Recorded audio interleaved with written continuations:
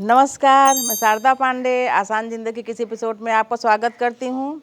जैसा कि मकर संक्रांति पर्व आने वाला है, तो आपको मैं बताऊंगी मकर संक्रांति पर्व की विशेषता कि मकर संक्रांति पर्व हिंदुओं के लिए कैसे बहुत ही विशेष है, महापर्व है। तो मकर संक्रांति इस बार 15 जनवरी 2024 दिन सोमवार को पड़ेगी। वैसे ये जो मकर संक्रांति है, जिसको हम खिचड़वार के नाम से जानते हैं या खिचड़ी पर्व के नाम से जानते हैं, और इसको पंजाब या और जगहों पर इसको पोंगल के नाम से भी जानते हैं, मनाते हैं।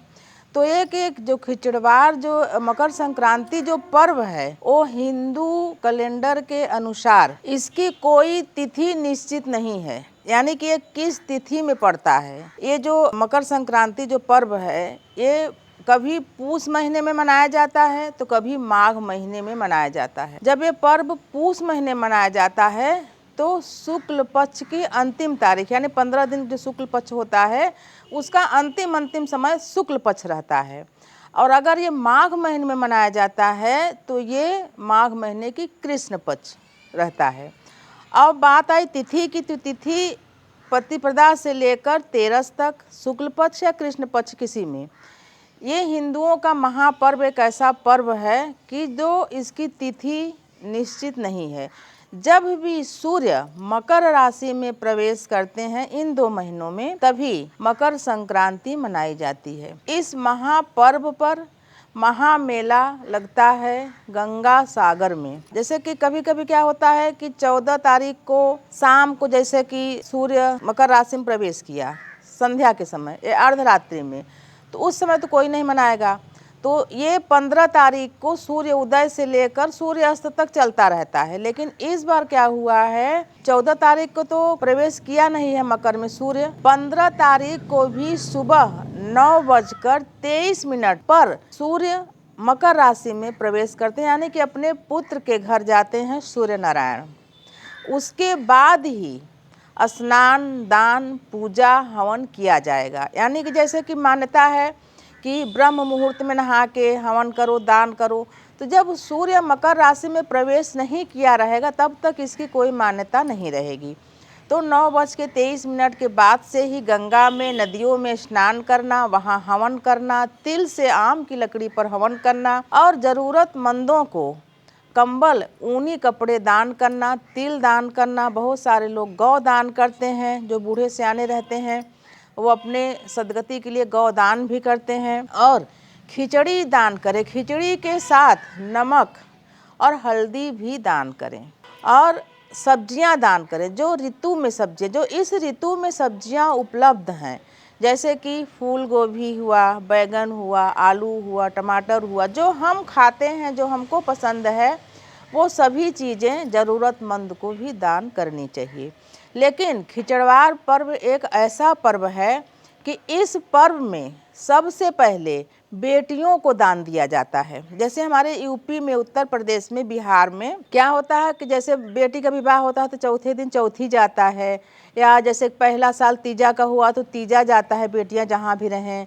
जैसे कि करवा चौथ है तो करवा चौथ में मायके से सामान जाता है। तो उसी प्रकार से ये जो खिचड़वार पर्व है, जब तक दे सकें, जब तक माता पिता हैं, जैसे भाई भौजाई हैं, बहुत प्रेम करते हैं अपने ननद से, बहन से, तो वो भी जब तक दे सके। मान्यता है कि पहला दान बेटियों के यहाँ भेजना चाहिए, यानी खिचड़वार के 1-2 दिन पहले भी ये दान आ जाता है। जैसे कि हमारे यहाँ मिर्ज़ापुर से, सीखर से, उधर बनारस से बहुत सारी बहुएँ आई हैं। तो हर खिचड़वार, जैसे बचपन में हम लोग रहते थे तो खिचड़वार आता था, बहुत बड़ा बड़ा सा ढूंढा बन के आता था। वो सास के लिए अलग आता था, ननद के अलग आता था, उसमें कुछ सिक्के भी डले रहते थे। तो ये सब पर्व पहले मनाए जाते थे, आज भी मनाए जाते हैं, ऐसी बात नहीं है। तो जो खिचड़वार पर्व है, इसका पहला दान बेटियों के यहाँ भेजा जाता है। उनमें विशेष दान रहता है, यानी कि जैसे हम किसी रिश्तेदार के यहाँ देते हैं तो वो जो बायना बांटते हैं, जैसे अब आपकी बहू है, आपके बहू के मायके से कोई चीज़ आए तो आस पड़ोस में बायना बांटते हैं। तो उसमें जो मिठाइयाँ बनती हैं, जैसे तिलवा बनता है, दूध की मिठाई बनती है, और आपका मगज का लड्डू बनता है जिसमें मगदल बोलते हैं, जो सबसे स्वादिष्ट वही रहता है। मूंग के दाल का आटा बनवा के वो घी, शुद्ध घी में बनाते हैं वो। बहुत सारी मिठाइयाँ और बहुत सारे ढूंढी रहती है आटा की और लाई वगैरह की, ये सब चूड़ा, दही, ऋतु में जो सब्जियां हैं वो, खिचड़ी यानी कि दाल चावल इकट्ठा करके, नमक, ये सब घी, ये सब पहले बेटियां के यहाँ भेज देते हैं। बेटी आपके यहाँ है तो वहाँ भेज देते हैं। उसके बाद खिचड़ी पर्व यानी जिस दिन पर्व है उस दिन स्नान करके दान का महत्व बहुत है, इस दिन दान करना। वैसे अगर खिचड़ी पर्व, अगर मकर संक्रांति जो पर्व है ये माघ महीने में पड़े, माघ महीना हो, पुष्य नक्षत्र हो, शनिवार का दिन हो, सप्तमी तिथि हो, ये सब संयोग जब एक साथ मिल जाएं तो मकर संक्रांति का जो पर्व है ये, इसका जो महत्व है ये 4 गुना बढ़ जाता है। यानी माघ महीना, शनिवार का दिन, सप्तमी तिथि और पुष्य नक्षत्र अगर एक साथ पड़े, उसी में मकर संक्रांति पड़े, तो कहते हैं इस दिन देहावसान करने वाले व्यक्ति को सीधा स्वर्ग प्राप्त होता है। वैसे भी मकर संक्रांति के दिन या मकर संक्रांति के बाद यानी जो उत्तरायण होते हैं सूर्य, तो उस समय देहावसान करने वालों को स्वर्ग की प्राप्ति होती है। इसी दिन का इंतजार पितामह भीष्म भी कर रहे थे, इसी दिन देह त्याग किए थे। उसी प्रकार से कहावत है कि सब तीर्थ बार बार, गंगा सागर एक बार। सभी तीर्थों में आप बार बार जाएं, गंगा सागर भी जा सकते हैं क्योंकि गंगा सागर थोड़ा दूर है या जैसे भी है, जो भी गंगा सागर तीर्थ एक बार मनुष्य को जरूर करना चाहिए। गंगा सागर यानी जहाँ माता गंगा आज के दिन सागर में समाहित हुई थी, सागर के 60,000 पुत्रों को स्वर्ग का रास्ता दिखाई थी।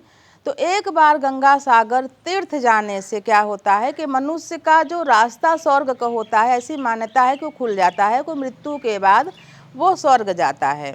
तो गंगा सागर तीर्थ एक बार जाना चाहिए, जो कि महामेला वहाँ लगता है। कभी हमको भी जीवन में अगर ऐसा अवसर मिला, वैसे तो मैं आप सभी से बताती हूँ कहीं भी जाती हूँ तो तीर्थों में मेरा कम ही जाना हुआ है, कभी जाना हुआ अपने पुत्रों के साथ, तो ये लोग बोलते हैं जाने के लिए, ये हमारे पुत्र हो आए वहाँ पर, तो ज़रूर जाऊँगी मैं भी।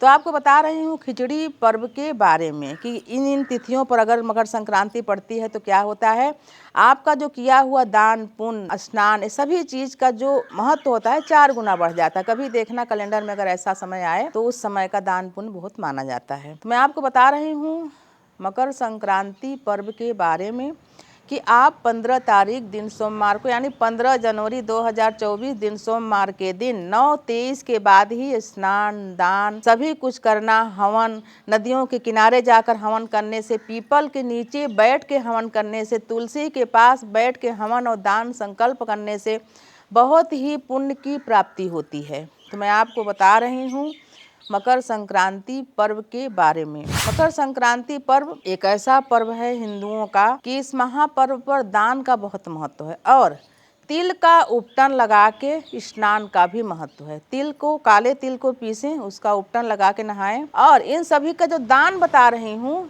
इनका दान, चिवड़ा और दही का भी दान, शक्कर का भी दान करने के बाद आप भी इसको खाएं। यानी आप भी उस दिन अपने घर में खिचड़ी बनाएं, अदरक और कच्चे टमाटर की चटनी बनाएं, कच्चा चीज़ें दान करके सब चीज़ें भी अपना खाएं। कोई अगर वृद्ध ब्राह्मण हो तो उनको भी चिवड़ा, दही, शक्कर ये सब खिलाएं। और अगर आप दान कर रहे हैं तो घृत यानी घी, शुद्ध घी जरूर दान करें। और अगर आप किसी ब्राह्मण को भोजन करा रहे हैं तो जो खिचड़ी में आप इतना घी डालें कि तरबतर हो जाए वो खिचड़ी के साथ भी दही, पापड़, अचार, आंवले का अचार जरूर दें। तो मैं आपको बता रही हूँ ये मकर संक्रांति शुभ पर्व के बारे में। तो ये मकर संक्रांति 9:23 से शुरू होकर पूरे दिन तक यानी सूर्य अस्त के पहले तक आप सभी दान पुण्य कर्म कर सकते हैं। सूर्य अस्त के बाद भी कोई याचक अगर आपके यहाँ आता है तो उनको देव स्वरूप मान के दान पुण्य जरूर करें। ऐसा नहीं कि सूर्यास्त हो गया तो आप, कोई याचक आए तो उसको दान ही ना करें कि अब नहीं करना, ऐसा नहीं है, लेकिन विशेष पुण्य फल बता रही हूँ कि तब तक है। तो इस प्रकार से पिता अपने पुत्र के घर में आते हैं तो इस दिन सूर्य भगवान को, यानी सूर्य सभी के पिता है, सूर्य भगवान को इस दिन तांबे के लोटे में जल ले लें, उसमें काला तिल और गुड़ डाल के अर्पण करें। इस दिन सूर्य आराधना करने से, सूर्य का जप करके जल देने से आपके जो कुंडलियों में सूर्य से संबंधित पीड़ा, यानी सूर्य जैसे कि नाराज हैं, तुला राशि में हैं, कुंभ राशि में हैं, ऐसे राशियों में सूर्य हैं, जहाँ की शनि का राशि है और कमज़ोर हैं, तो इनको उच्च बनाने के लिए ऐसे में आप सूर्य उपासना कर सकते हैं, उनको जल दे सकते हैं। और इस दिन पिता को जैसी जो भी चीज़ें बनी हैं तो उनको प्लेट में देकर उनका पाँव छू लें। तो ऐसे में जो सूर्य देव हैं प्रसन्न होकर आपकी सभी मनोकामना पूरी करते हैं। जैसे जिनके सरकारी नौकरियों में दिक्कत आ रही है या सिर में या आँखों में पीड़ा होती है, उनके भी सूर्य कमज़ोर होते हैं। सरकारी नौकरी मिलने में जब दिक्कत होती है, यानी मिलते मिलते नहीं मिलती है, तो आप जाने कि आपको सरकारी नौकरी मिलनी है, पर जैसे बहुत सारे लोग होते हैं सरकारी नौकरी की तरफ जाते ही नहीं है, प्राइवेट ही करते हैं, उनको कोई लय ही नहीं रहता कि हम सरकारी नौकरी करें। लेकिन बहुत सारे लोग ऐसे होते हैं उनकी जब कुंडली में योग बनता है तभी वो सरकारी नौकरी को भागते हैं, लेकिन लग नहीं पाती। तो आप जान जाइए कि आपका सूर्य कमज़ोर है, तो आप सूर्य उपासना इसी दिन से शुरू कर दें, क्योंकि इसी दिन से खर मास समाप्त हो रहा है। तो कोई भी पूजा पाठ, दान पुण्य, व्रत शुरू कर सकते हैं। अभी खर मास में मैं मना करती थी कि कोई व्रत शुरू नहीं करना है। तो जिनकी भी सरकारी नौकरियों में अड़चन आ रही है तो वो सूर्य उपासना अभी मकर संक्रांति के बाद जो रविवार आएगा, इस रविवार से शुरू करके 5 रविवार बिना नमक के भोजन मान लें। आपकी नौकरियों में जो भी अड़चन सरकारी नौकरियों में आ रहा है कि जब भी आप दौड़ में, धूप में, पुलिस में नौकरी के लिए दौड़ धूप में निकाल दिए गए या किसी भी इंटरव्यू में जो भी, तो आने वाली अड़चन आपके सरकारी नौकरी की दूर हो जाएगी। आप ऐसा करके देखें। सूर्य उपासना 5 रविवार करें, जिसमें एक टाइम मीठा आहार लें, लेकिन सूर्य भगवान का पूजन जरूर करें, उनको जल दें, सूर्य भगवान का स्तोत्र गा करके हवन भी करें। तो आपको मैं संक्रांति पर्व के बारे में बताई हूँ। आगे जितने पर्व आ रहे हैं उनके बारे में भी बताऊंगी, और अयोध्या में जो राम मंदिर बन रही है उनके लिए भी 1-2 भजन भी आपको मैं दूंगी। तो आपको मैं मकर संक्रांति पर्व के बारे में बताई हूँ। ऐसे वीडियो आगे भी आपको देती रहूंगी। तो आप सभी हमारे साथ बने रहें, देखते रहें आसान जिंदगी। तब तक के लिए नमस्कार।